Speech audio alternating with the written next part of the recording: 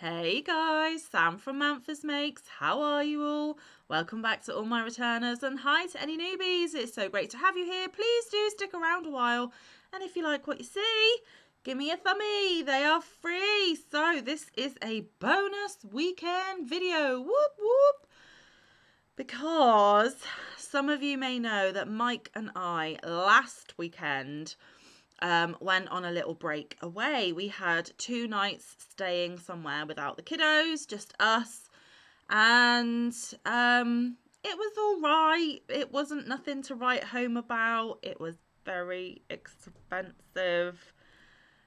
Not the best, but certainly not the worst. It was nice that we had time together, but it was one of those weekends where it was just, a series of things that just kept going wrong, but we tried to make the most of it.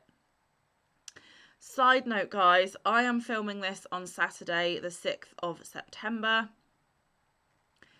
I have had one heck of a week. I am absolutely exhausted, mentally and emotionally drained.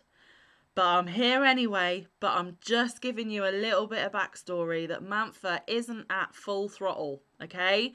So any content that you see with me in this green hoodie, just know that Manfa ain't 100% and you may not get the usual kind of, I'm going to try, but it may not be my usual kind of self in these videos. So we stayed at a place called the Fisherman's Cot. It's about an hour and a half away from us.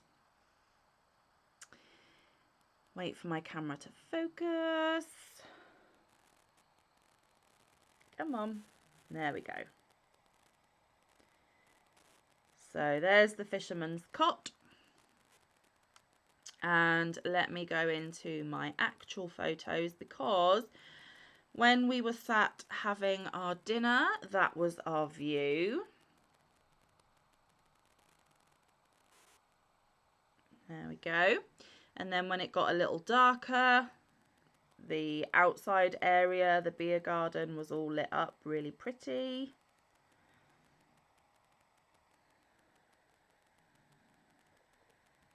My camera's not wanting to play ball with me. You get the idea.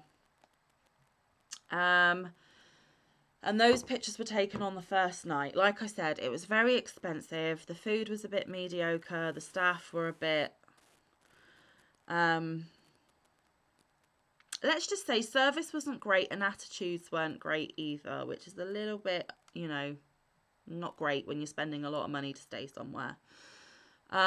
We didn't really have any set plans. I hadn't booked anything, hadn't, arranged anything. Just me booking the breakaway was as far as I got, really. So we were kind of winging it. Normally when we wing it, it turns out to be great. This time, however, not so much, but that's okay. So that was the Friday night when we were sat having dinner. And then on the Saturday, the weather was absolutely abysmal, guys. It was peeing it down with rain, like bucketing down.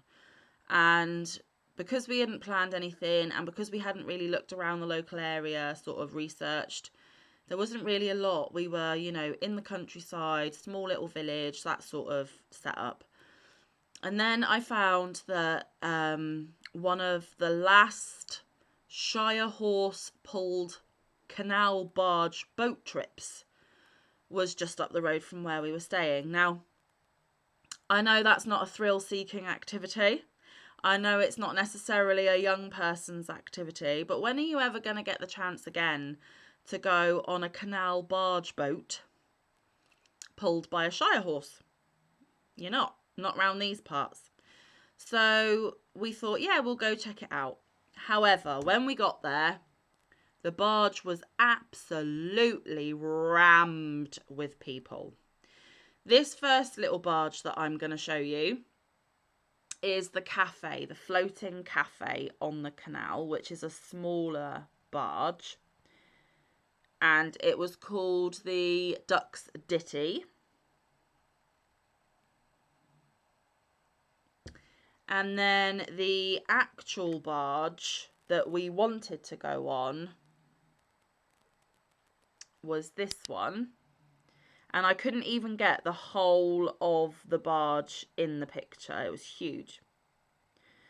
But it was absolutely rammed, and they only did one boat trip a day. So unfortunately, we couldn't go on it. But I did take pictures, you know, for keepsake reasons. And as you can see this little ornamental duck here that's painted in the traditional barge style, which if I go back to the picture of the cafe one, you can see here the traditional, you know, flowers of the painting style that they do. But that was a no-go. It was a wasted trip. We couldn't get on it. Prior to that, though, I had done a little research the night before about local yarn shops in the area, and I asked Mike if he would mind, because technically we were going there for his birthday and it should have been about him, but because we didn't have any plans and he just wants me to be happy, he said, yeah, sure, go for it. So I found a shop called Timeless, and it was this gorgeous corner shop tucked away in a nearby town, and it was mainly an antique shop, which her husband is in charge of the antiques, but in the back room was the yarn. Now this place had 3 floors. The attic and the first floor were antiques. Most of the first floor is antiques, but hidden in the back room was this gorgeous Lady Sandra's yarn heaven. And I didn't manage to take pictures of all of it, but I've got 2 pictures. So as you walk in the door and look to the right, this is what you see. And it was a tiny, tiny little room, guys. Gorgeous. And then you look to the back wall. This just makes me so happy. This is what you see. And then over on this wall, which I didn't take a picture of, so to the left as you walk in, was another narrow wall just covered in mainly Malabrigo. Okay. We only wanted to pop in, have a quick look, quick squish, maybe purchase, and then go. We ended up being in that shop for the best part of an hour and a half. Sandra was so super lovely. She first of all asked whether I was a knitter. I said no, I'm a crocheter, and then I said I'm sorry for swearing at you, because as we know, most local yarn shops cater more for the knitting members of the fibre community. But she was lovely. She said, no, that's great. And then when I made the joke that I would probably be a better customer because us crocheters need more yarn than knitters, she'd get more money. And we were just kind of like bantering back and forth like that. She was telling me how she is predominantly a knitter. She can crochet, but she doesn't get on with it as well as she does her knitting. Knitting for her is, you know, her relaxation, her hobby, her pastime. Even if she can only get a couple of rows on an item an evening after she shut up shop, it doesn't matter. It's not a race. It's not how much you can get done, how quick you can get it done. Then I explained that I had a YouTube channel, so for me it's different.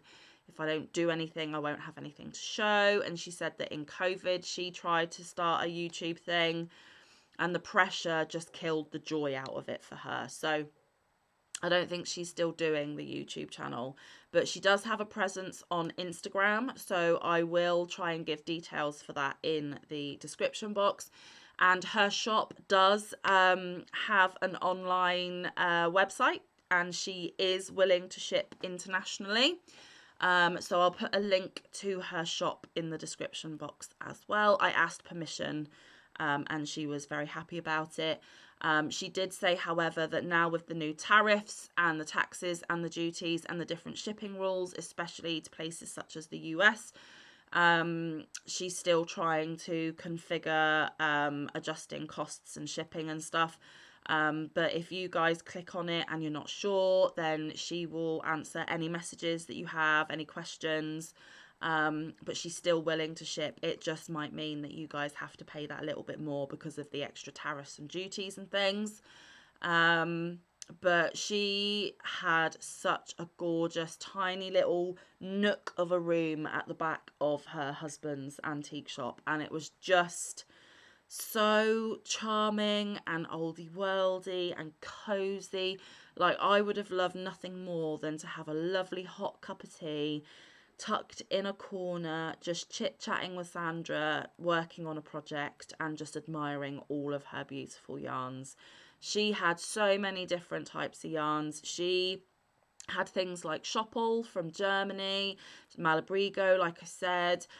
She had, you know, more of the what I would call rustic yarns, so the virgin wools and stuff, which I myself don't prefer because they're a little bit scratchy and not my thing, but I can understand why other people do love it. And also upstairs in the attic, not only was it antiques, there was a lot of colourwork jumpers that she had knitted herself that she was selling, and they were gorgeous masterpieces of intricate knitted colourwork, sweaters and cardigans. They were gorgeous. You know, quite a lot of the antiques that her hubby had in the shop were interesting. They had he had huge, like, what are they called? Are they called geodes? You know, the ones that are rock, but they had been sliced and it was all the crystals and stuff inside. All sorts of really beautiful, interesting things.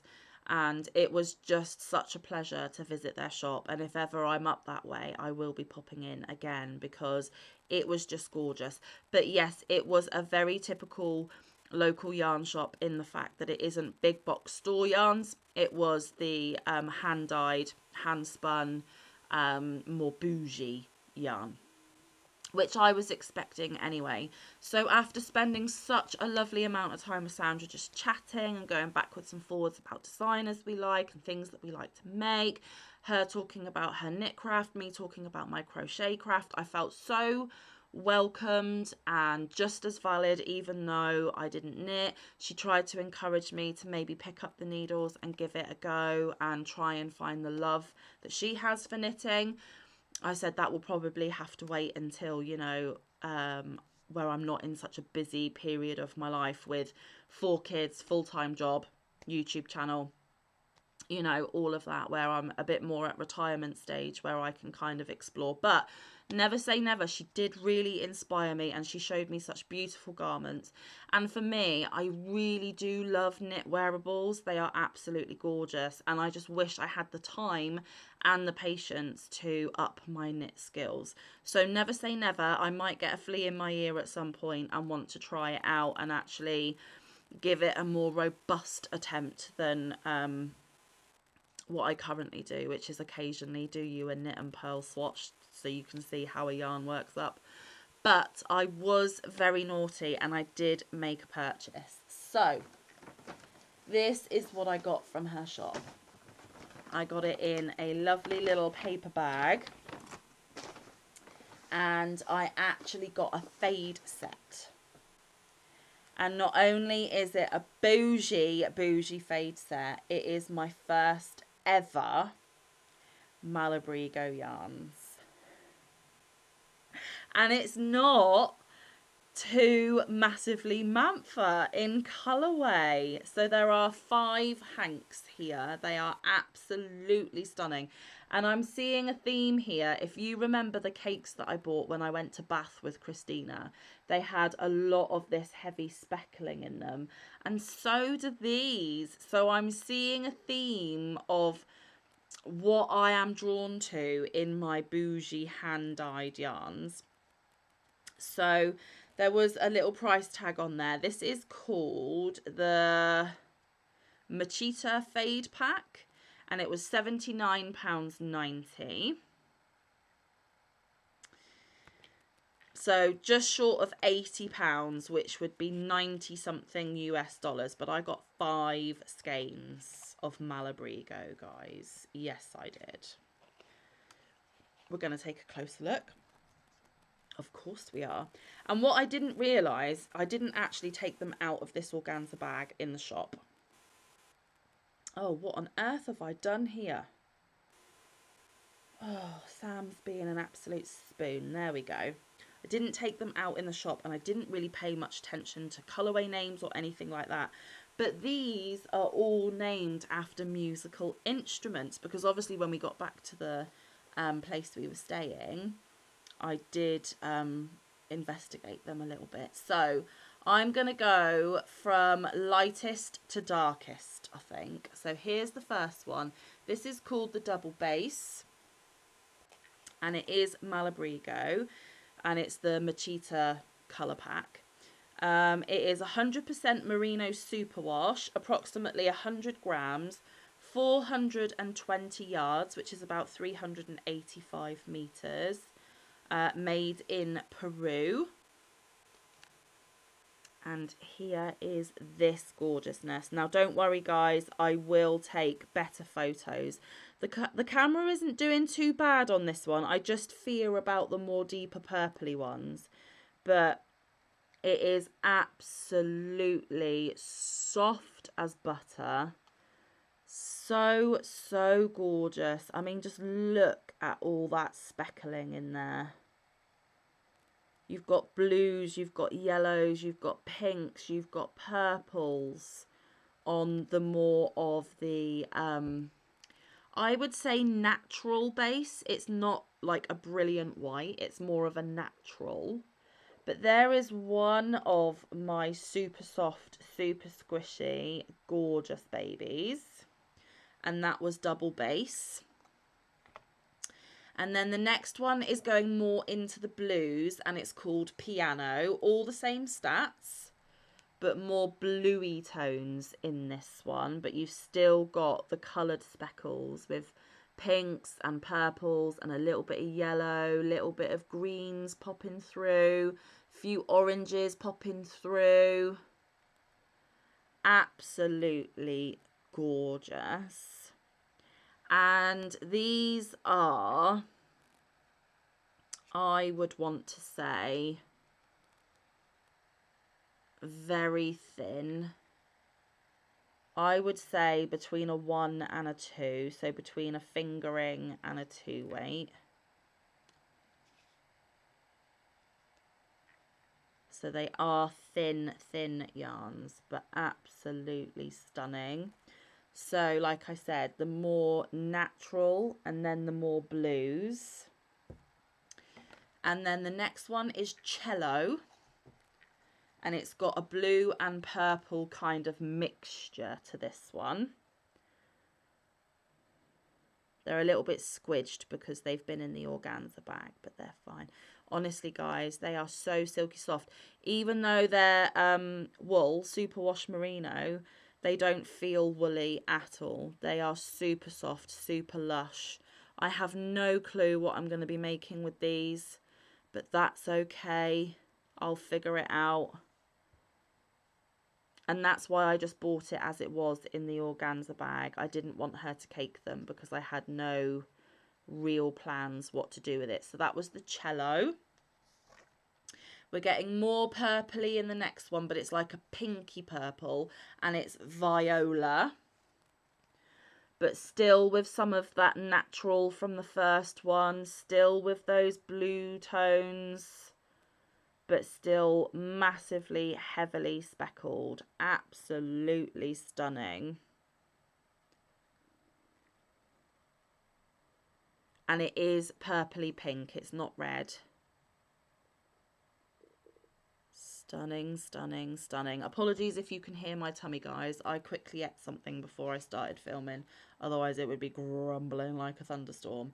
And then lastly, it's the more deepest, darkest of the purple, which is Violin.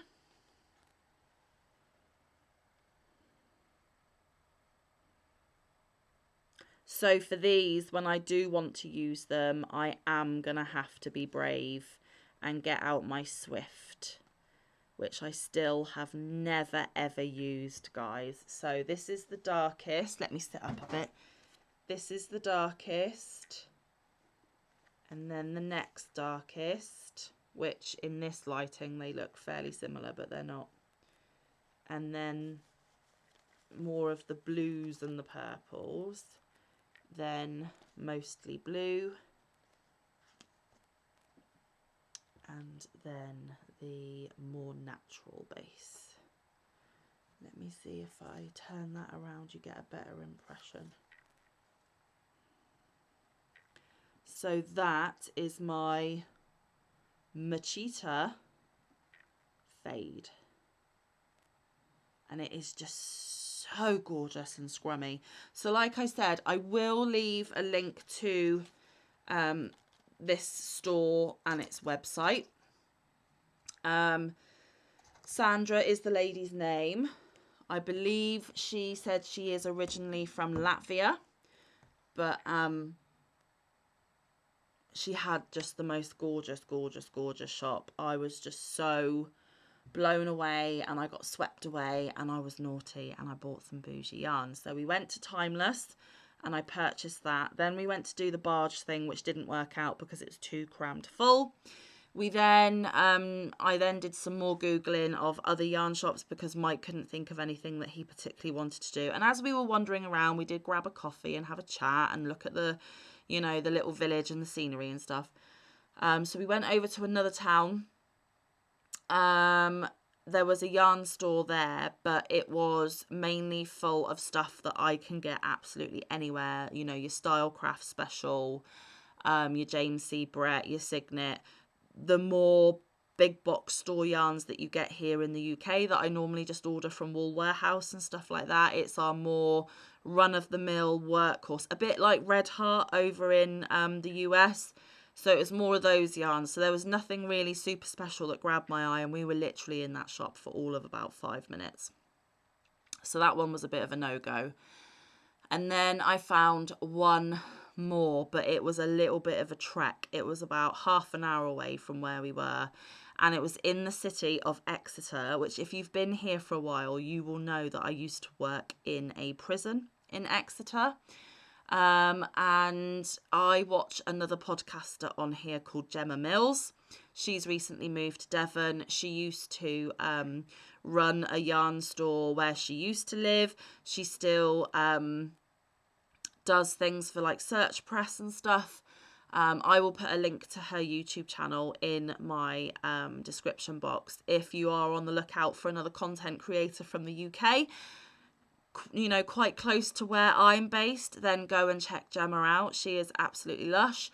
And Gemma, if you happen to see this, then I took inspiration from you, my lovely, because you talk about going to Wool on the X quite a bit, and because we were closer to Exeter than what we normally are where we live down in Cornwall, I was like, I'm not going to get this opportunity you know, soon, anytime soon. So while we're up this way, we may as well travel half an hour from where we were to Wool on the X. And Gemma, if you're watching and you've never been to Timeless, I highly recommend, just saying. So we did bob down or over or in whatever direction to Wool on the X. And as you can see, Manfa was naughty again. I spent a fortune this weekend, but not this weekend you're watching, last weekend, but it was so worth it. So we went into Wool on the X, and the lady in there was super lovely. Again, she asked whether I knit or I crochet, and again I said I crochet. I'm sorry for swearing at you. She said no, I do both. I enjoy both. Everyone's welcome here. So again, put at ease. There was no snobbery or nastiness because I didn't do the knitting. And she said, feel free to have a look around. They were having a little class in the shop as well. So I tried to kind of discreetly, you know, meander my way through the gorgeous racks of yarn. And again, guys, this one is more of your boujee yarns as well. It's absolutely gorgeous. Again, tiny, tiny little shop. But the fact that they were doing classes and stuff, and I think Gemma from her YouTube channel, the other podcaster that I watch, she says that she sometimes does classes there or attends classes there or something. So it just made me feel like what Gemma talks about, like I had a little glimpse, a tiny little glimpse into what is her actual life. So it was really quite surreal, but really lovely at the same time. There was a part of me that was like, oh my gosh, what if you bump into Gemma today? Gemma wasn't there. If she had, I probably would have been my usual socially awkward, embarrassing self and really put her off. And she's like, oh my God, I'm never gonna watch her videos. Crazy. But thankfully I didn't have to deal with that awkward situation. And we were just, you know, wandering around and looking at stuff. Some of the first stuff I found is the stuff that I ended up buying. And oh my days, guys, I have not felt yarn this silky soft in my life. Like, this is the boujee of boujee for me.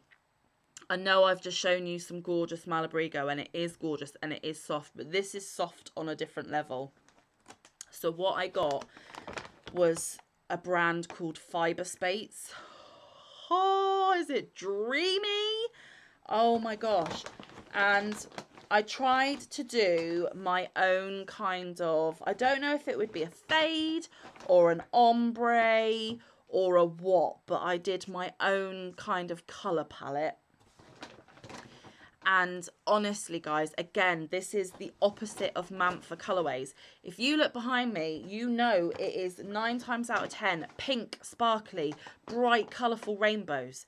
I mean, sorry, that way. This cube alone is just all rainbows, rainbows, rainbows, rainbows, lots and lots of pinks. Do you see what I mean?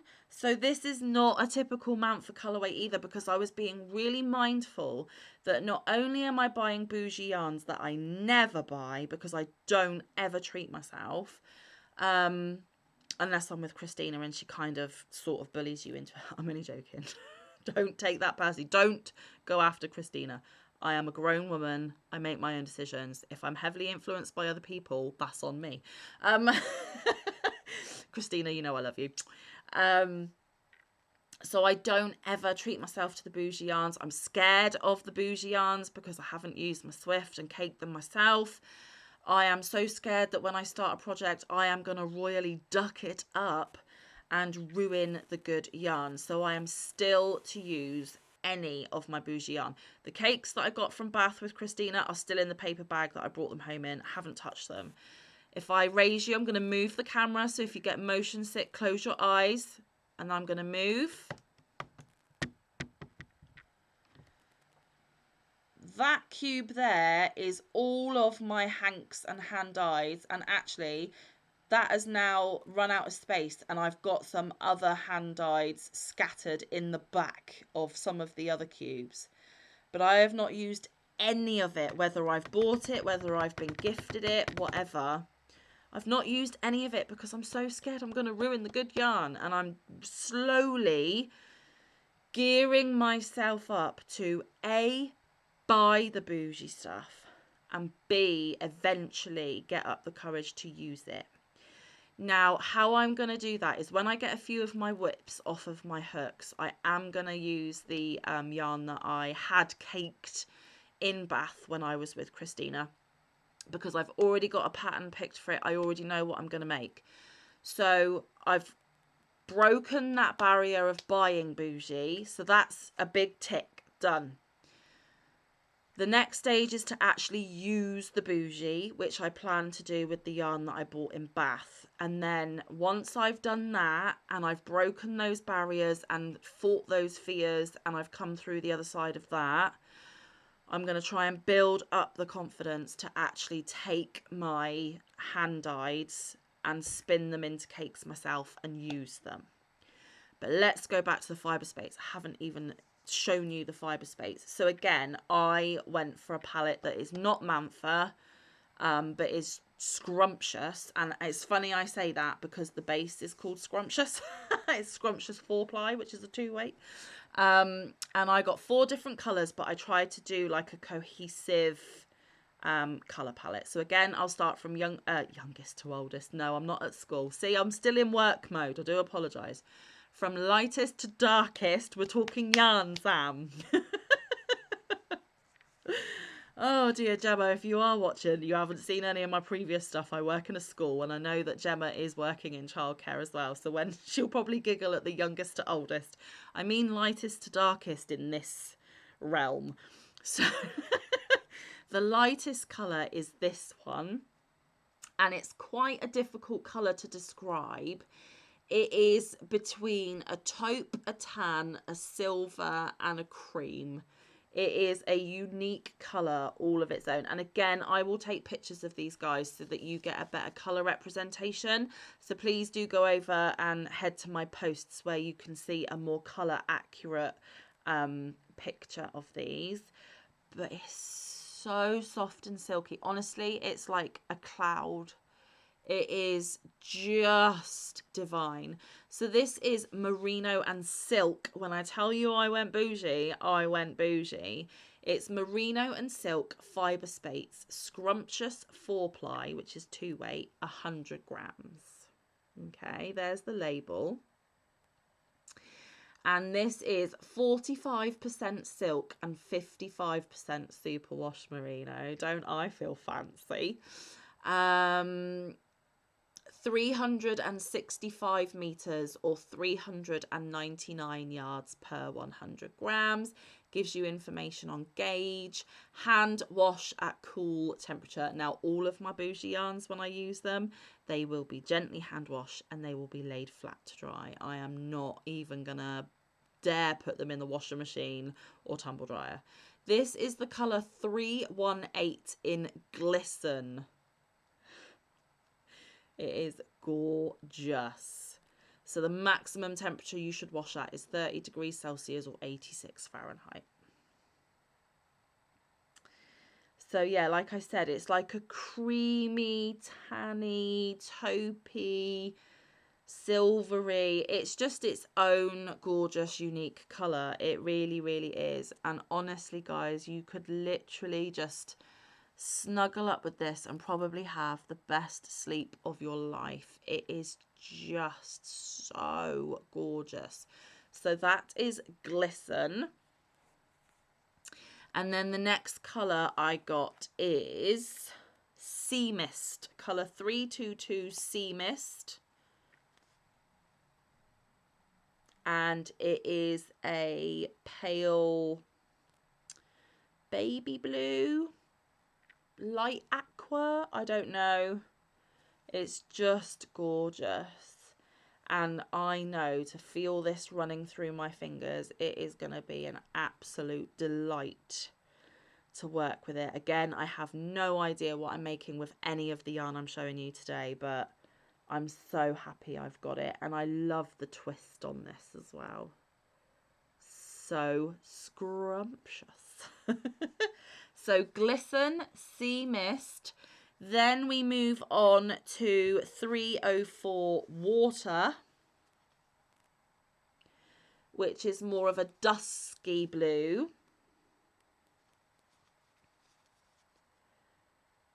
Absolutely gorgeous. And then finally we move on to 316 Charcoal. But it's got almost a purpley browny undertone to it, while also being grey. And you can just see the sheen and the shine on it, guys. The silk is just... Now, I know some of you guys don't like how silk is harvested, and I totally get it. And I'm not about to have those conversations or debates here on my channel. I have never had something so bougie, and oh, look at the fuzzies. Woo! I have never had something so bougie and gorgeous. And for the price of it, I've seen hand-dyed bougie hanks of yarn go for a lot more. These were only £17.50, so just about $20 US. So this, for me, guys, was an absolute bargain. And if this lusciousness is as gorgeous to work with as I suspect it will be, I can see a lot more fibre space scrumptious in my life in the future, because for the price of it, it is well worth it. And it is, you just want to squeeze it and stroke it and lie on it and just be at one with it. So Charcoal, Water, Sea Mist and Glisten. you see where I was going with the colour palette? Stunning. And not pink, and not rainbows, and no sparkles. This is not Manfa, but Manfa is just as happy as if it was all of those other things. Maybe Manfa is maturing. Maybe Manfa is mindfully thinking of getting different colour palettes to play with.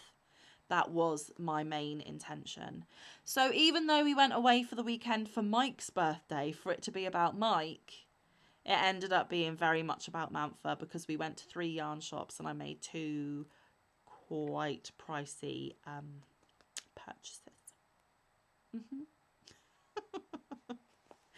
So there we go. So for these 4, like I said, they were £17.50 a pop, which meant that I spent £70, so about $80. So again, around about the same amount. The Malabrigo was slightly more, but I did get 5. And I got 4 of these for 70. So yeah, I spent about £150 on yarn on a weekend away that shouldn't have been about me, but ended up being about me. Mike didn't mind though. He was a really wonderful sport about it. So that is pretty much all I can tell you about the weekend away. We just went yarn shopping in the rain, got soaking wet, but met some gorgeous, gorgeous people in both of those shops. I will put any details I can find for those shops and things in the description box. Because I mentioned Gemma, I will put a link to her YouTube channel. Go check her out, go give her some love. She is absolutely gorgeous. She knits and she crochets, and the way I found her was just over a year ago now, I think, when she did her whip walk of shame, and I just thought that that was such an ingenious content video idea, and I just fell in love with her since. And I have never commented on her videos, but I have watched them and I have liked them, and I just haven't had the confidence to comment because I get really funny about people who live like nearby knowing me and potentially watching me. And I don't know, I just feel funny. Like, I hardly ever tell anyone that I've got a YouTube channel. Like, I wouldn't want everyone at work to know I've got a YouTube channel and watch me. I would just be so like embarrassed at work every single day. And because Gemma only lives probably about a couple of hours away from me, I don't know, I just felt weird. I just felt weird about it, and it's nothing personal. I'm sure that if I did bump into her on Wool in the X, she would be as perfectly lovely as she is in her videos. We probably would have chatted for ages and probably gone and got a coffee. So I don't know why I'm being so weird about it. I don't know what it is. I'm socially awkward and I'm just a little, I'm a weirdo. Let's just leave it at that. So I hope you enjoyed this bougie yarn porn extravaganza. Go check out the lovely Gemma. Have a look at these websites if I can find them for yourself. And check out my posts because there will be more colour accurate pictures of the yarn over there. But for a bonus weekend video, I have kept you long enough. I still have all of this week's content to film. Apart from Monday, I filmed Monday last time. So, but I still have the rest of it to get out for you. So yes, I hope you're having a fabulous weekend, or if it's on Sunday that you're seeing this, I hope that the weekend was kind to you and you are bracing yourself for the week ahead like I am. I will be back Monday, Wednesday and Friday as normal. But until then, stay safe, be kind, look after one another, get some good quality time in with your loved ones and get some good quality crafting time in. I will see you in the next one or around the YouTube streets. Bye guys, love you loads.